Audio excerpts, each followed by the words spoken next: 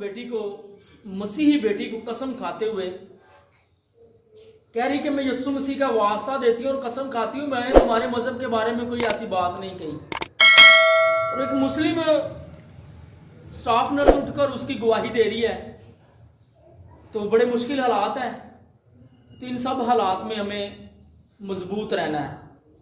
क्या रहना है?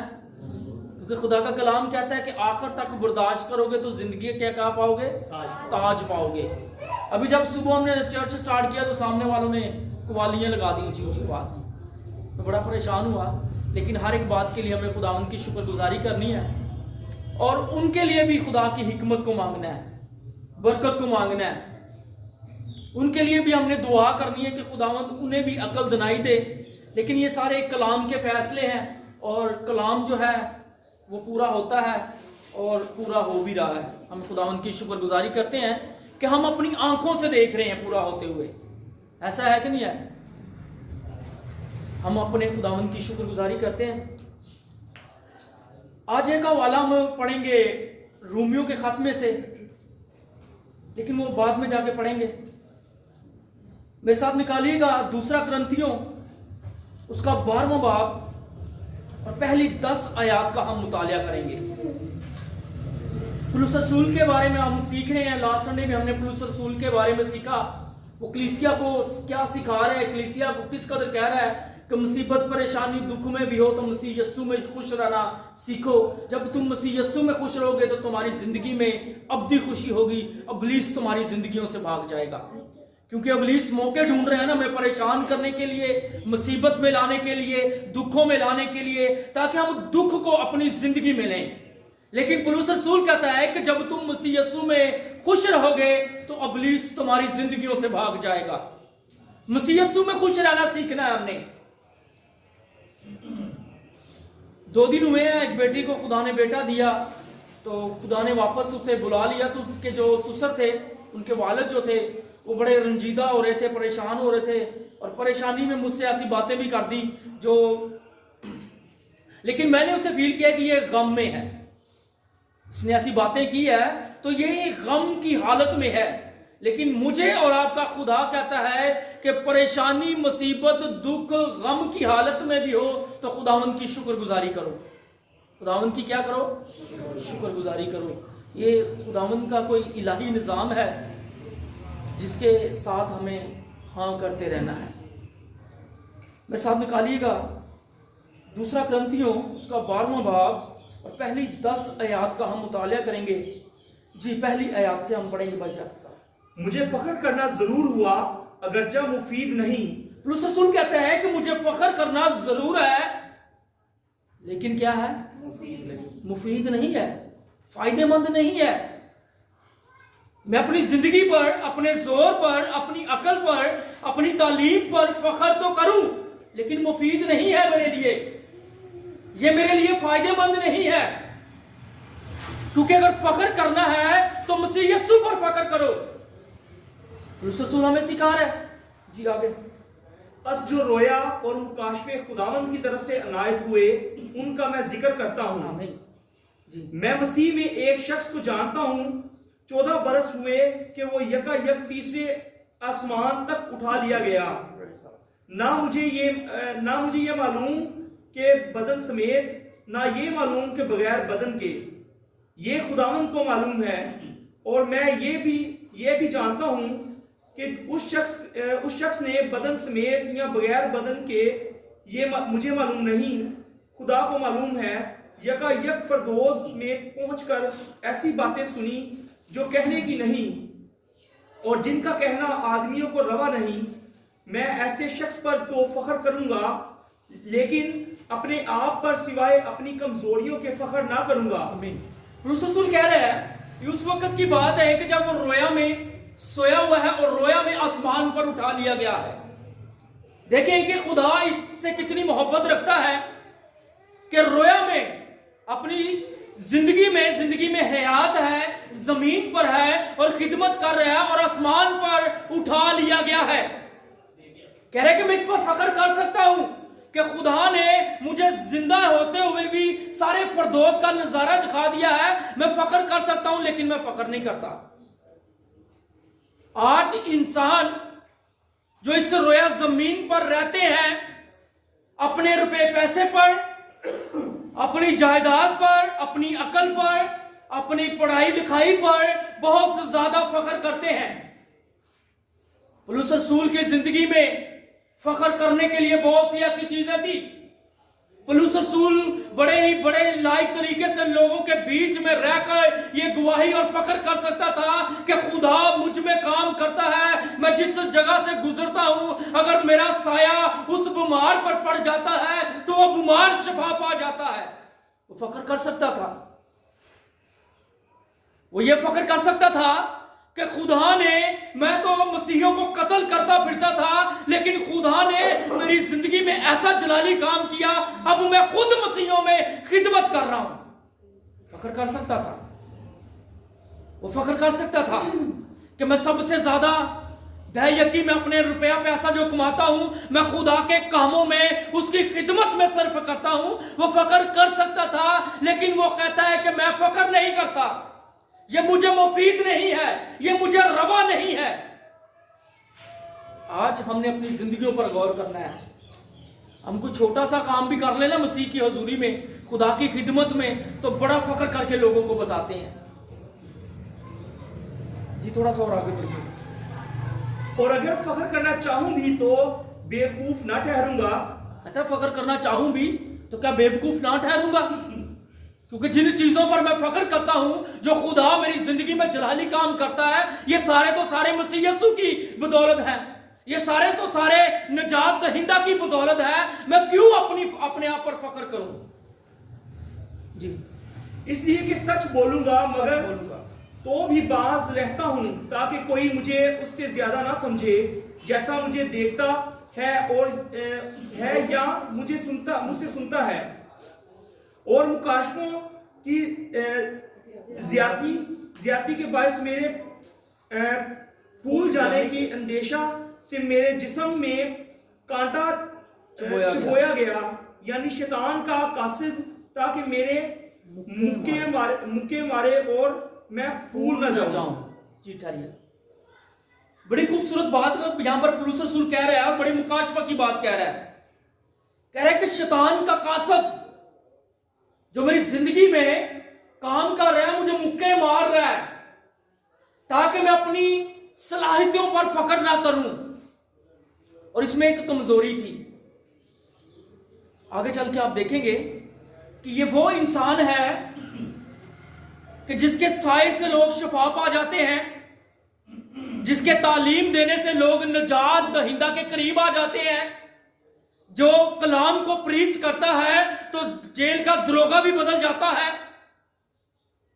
जो कलाम को प्रीच करता है, खुदा की प्रस्तुत करता है तो दीवारें भी हिल जाती हैं, जो खुदा की हमदो सना के लिए अपने लबों को खोलता है तो जेल सारी की सारी हिल जाती है।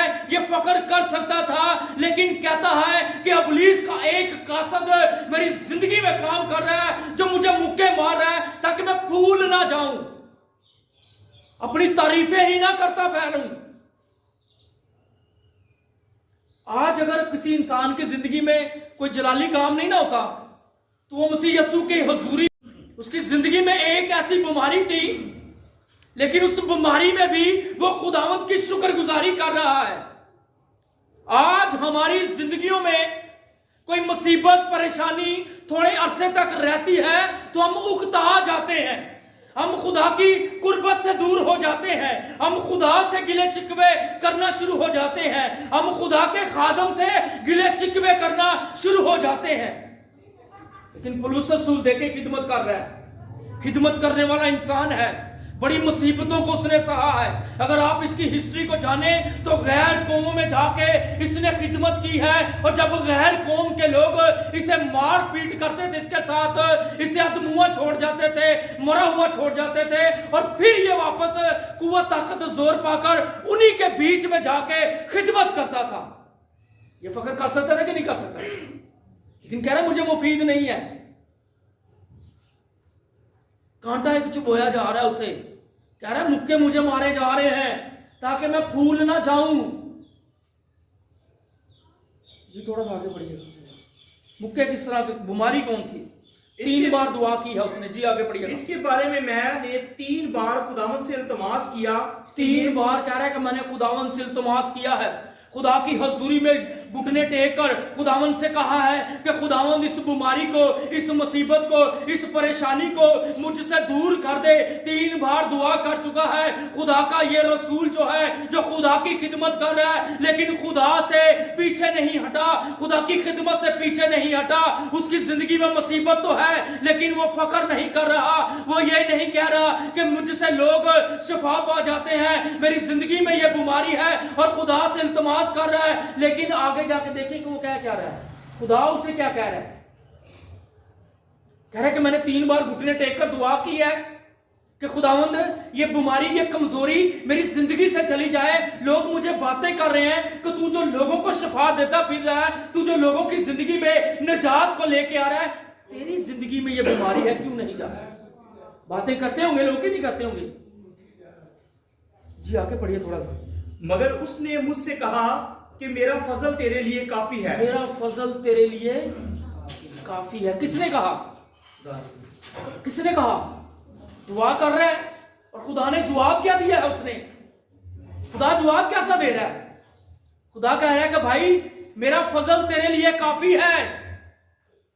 तू जिस लाइन में, तू जो मेरी खिदमत कर रहा है, तो मेरा फजल ही तेरे लिए काफी है।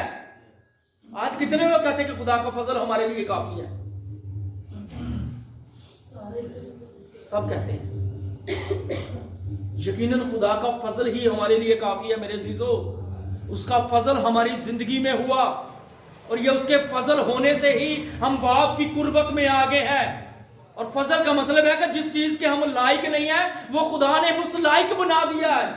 पौलुस रसूल से खुदा कह रहा है कि तू जिन चीजों के लायक ना था, मैंने तुझे उन चीजों के लायक बना दिया है, इसलिए मेरा फजल तेरे लिए काफी है भाई जी? ऐसा नहीं है कि भाई जिस चीज के मैं लायक नहीं था, खुदा ने मुझे उस लायक बना दिया, तो फजल काफी हुआ कि ना हुआ? खुदा की कुदरत मेरी जिंदगी में काफी हुई कि ना हुई? जी आगे थोड़ा। क्योंकि मेरी कुदरत कमजोरी में पूरी होती है। हालेलुया। खुदावंद कह रहा है, पौलुस रसूल मेरा फजल तेरे लिए काफी है, लेकिन मेरी कुदरत तेरी कमजोरी में जाहिर होती है। जब तू कमजोर होता है तो मेरी कुदरत तेरी जिंदगी में जाहिर होना शुरू हो जाती है। मेरा जलाल तेरी जिंदगी में जाहिर होना शुरू हो जाता है, क्योंकि जब तू कमजोर होता है। देखिए, जब हम कमजोर होते हैं उसी वक्त जोरावर होते हैं। पौलुस रसूल कहता है, जी आगे थोड़ा सा पढ़िएगा। बस मैं बड़ी खुशी से अपनी कमजोरी पर फख्र करूंगा। हालेलुया। कह रहा है मैं अपनी कमजोरियों पर फख्र करूंगा, अपनी सलाहियतों पर नहीं, अपने जोर पर नहीं, अपनी कमजोरियों पर फख्र करूंगा, क्योंकि मेरा खुदा मेरी कमजोरी में अपनी कुदरत को जाहिर करता है। और कह रहा है कि जिस मेरी कमजोरी में अगर खुदा की कुदरत जाहिर हो रही है, तो मुझे क्या तकलीफ है भाई? खुदा अपनी मेरी कमजोरी में अपनी कुदरत को जाहिर करना चाहता है, तो मैं खुदा के साथ हां करूंगा, ताकि मसीह की कुदरत मुझ पर छाई रहे। हालेलुया। ताकि मसीह की कुदरत मुझ में छाई रहे। जी। इसलिए मैं मसीह की खातिर कमजोरी में, बेइज्जती में, एहतियाज में, सताए जाने में, तंगी में खुश हूं। क्योंकि जब मैं कमजोर होता हूं, मैं तंगी में भी खुश हूं। अगर कोई मुझे बेइज्जती करता है, मुझे चौंक में खड़ा करके बेइज्जत करता है, तो मैं तब भी खुश हूं। कैसा रसूल है भाई? आज मुझ जैसे खादम को कोई एक बात कह देना तो मैं उसे दोबारा बुलाना पसंद ना करूं, लेकिन इस खादम से, इस रसूल से सीखना चाहिए कि कह रहे हैं कि मुझे कोई बेइज्जत भी करे, मैं फिर भी खुश हूं। क्या कह रहा है? सीखने वाली बात है ना कि भाई पौलुस रसूल कैसा तो रसूल है कि तुझे लोग बेइज्जत भी करें तो फिर भी खुश है मसीह यीशु में, और ऊपर से कह रहे कि मैं अपनी कमजोरियों में फख्र करता हूं, अपनी कमजोरी पर। जी। क्योंकि जब मैं कमजोर होता हूं उसी वक्त जोरावर होता हूं। कितनी खूबसूरत बात कही है उसने। कही है कि जब मैं कमजोर होता हूं, जब मैं कमजोरी की हालत में होता हूं, जब मैं तंगी की हालत में होता हूं, जब मैं मुसीबत की हालत में होता हूं, उसी वक्त तो जोरावर होता हूं। क्योंकि वो जान गया है उसने कहा है दुआ के लिए बैठा है, दुआ के लिए घुटने टेके हैं, और खुदा ने कहा है कि मेरा फजल तेरे लिए काफी है और मैं तेरी कमजोरियों में अपनी कुदरत को जाहिर करता हूं। और वो जान गया है कि जब मैं कमजोर रहूंगा, जब मैं कमजोर हो जाता हूं, तो खुदा अपनी कुदरत को मेरे वसीला से जाहिर करता है, खुदा अपने जलाल को मेरे वसीला से जाहिर करता है, खुदा अपनी ब्लेसिंग को मेरे वसीला से जाहिर करता है, खुदा अपनी रहमत को मेरे वसीला से जिंदगियों में जाहिर करता है, और उस वक्त मैं जोर आवर हो जाता हूं। आज हमने सीखना है कि पुलुस रसूल तो ये कह रहा है और खुदा उससे कलाम कर रहा है, खुदा उससे बोल रहा है। तो आज हमने सीखना है कि क्या हम कमजोरी की हालत में जोरावर हो सकते हैं? हम कमजोर होते हैं तो फिर भी खुदा की हजूरी में उससे मांगते हैं, पैसा तकरार करते हैं, करना भी चाहिए। लेकिन खुदावंद का कलाम कहता है कि जब तुम कमजोर होते हो, पुलुस रसूल की जिंदगी उसने इस बेत को जान लिया है, वो समझ गया है। देखें कि ये पूरा हवाला में कह रहा है कि मैं फख्र कर सकता हूं, लेकिन फख्र नहीं करता। फिर कह रहा है कि मैं जब कमजोर होता हूं, खुदा अपनी कुदरत को मुझ में जाहिर करता है। और एक ऐसा खादिम, एक ऐसा रसूल हो जिसकी जिंदगी में बीमारी हो और वो बीमारी जा ना रही हो, और खुदा उसे जवाब दे रहा है कि मैं तेरी इसी कमजोरी में अपनी कुदरत को जाहिर करता हूं, ये बीमारी मेरी कुदरत के लिए तेरी जिंदगी में है। उसने दुआ करना छोड़ दिया। उसने कहा कि खुदा चाहता है कि ये बीमारी मेरी जिंदगी में रहे। बाज़-औक़ात खुदा चाहता है कि हम जब बीमार होते हैं तो खुदा ये चाहता है कि जब तू बीमार होगा तो मेरी हजूरी में बैठेगा, मेरी इबादत करेगा, मेरी प्रस्तिश करेगा। तो अगर हमारी जिंदगी में कोई जलाली काम नहीं ना हो रहा होता तो हम दूर हो जाते हैं। उस रसूल से सीखें। वो कह रहा है कि मैं तंगी की हालत में भी खुश होता हूं, मुताजी की हालत में भी खुश होता हूं। एक हवाला निकालिएगा, और रोमियो का खत, उसका 8वां बाब, पुलुस रसूल का लिखा गया खत रोमियो के नाम, उसका 8वां बाब और 35वीं आयत पर गौर कीजिएगा। यह भी पुलुस रसूल लिख रहा है जी। कौन हमको मसीह की मोहब्बत से जुदा करेगा? Hallelujah, praise God. कह रहा है कि कौन हमको मसीह की मोहब्बत से जुदा करेगा। आगे उस हवाला में देखें कि उसकी जिंदगी में बीमारी है, लेकिन वो कह रहा है कि मुझे ये बीमारी मसीह की मोहब्बत से जुदा नहीं कर सकती। दुनिया की बीमारियां, दुनिया की मुसीबतें, दुनिया की परेशानियां हमें मसीह की मोहब्बत से जुदा नहीं कर सकती। दुनिया में हमारी जिंदगी में अगर गम आ जाता है तो यह गम भी हमें मसीह की मोहब्बत से जुदा नहीं कर सकता। जी देखें कौन कौन सी चीजें बता रहे हैं कि हमें मसीह की मोहब्बत से जुदा नहीं कर सकती। मुसीबत या मुसीबत या तंगी, दोनों चीजें कह रहा है। मुसीबत या तंगी, कह रहा है कि मुसीबत भी मुझे मसीह की मोहब्बत से जुदा नहीं कर सकती, तंगी भी मुझे मसीह की मोहब्बत से जुदा नहीं कर सकती। जी। या जुल्म या काल या नंगापन या खतरा या तलवार। आज ज्यादा से ज्यादा लोग क्या करेंगे? मार डालेंगे हमें।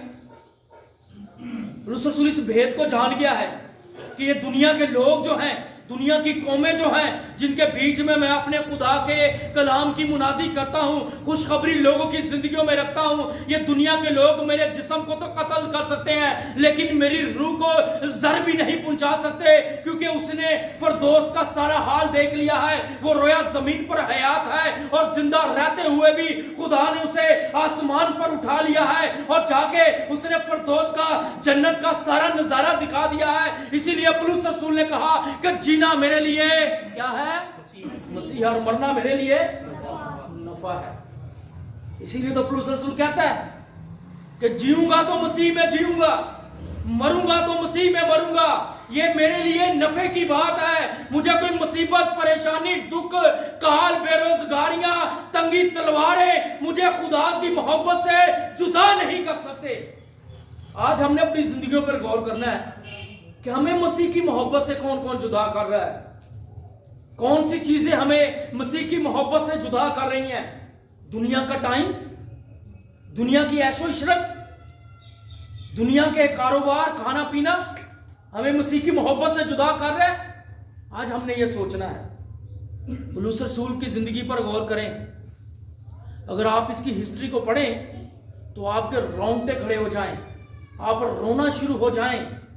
आप ये जगह पर देखें कि मेरे और आपके यीशु ने तो सलीब पर जान दी और जान देकर वो तीसरे रोज मुर्दों में से जिंदा हो गया, लेकिन पौलुस रसूल ने अपनी जिंदगी में ही बहुत सारी मुसीबतें सही हैं खुदा की खिदमत करते हुए। यीशु ने एक बार एक कम 40 कोड़े खाए, इसने कितनी बार खाए? 2 बार इसने खाए, 3 बार इसने खाए। इसे मारा पीटा गया, जलील किया गया। ये कह भी सकता था ना कि मैं एक अच्छा खादम हूं खुदा का, मुझे यहां पर मार पीट करते हैं, गाली गलोच किया जाता है, चौक में खड़े कर बेइज्जत किया जाता है, मैं इस जगह पर नहीं आना चाहता। ये उन मुसीबतों में भी फिर उस जगह पर जाता और उन्हें खुदा के कलाम की मुनादी सिखाता। पौलुस रसूल में एक खासियत थी, वो जिस भी मजहब, जिस भी कौम में गया है, उसी तरह का हुलिया गेटअप अपना लेता था,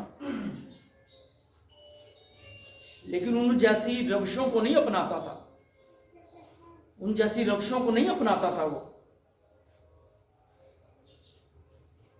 वो वहां पर जाके उनका गेटअप लेके उनके बीच में जाके खुदा के कलाम की मुनादी करता, सच्चाइयों को उनकी जिंदगी में अंडेलता।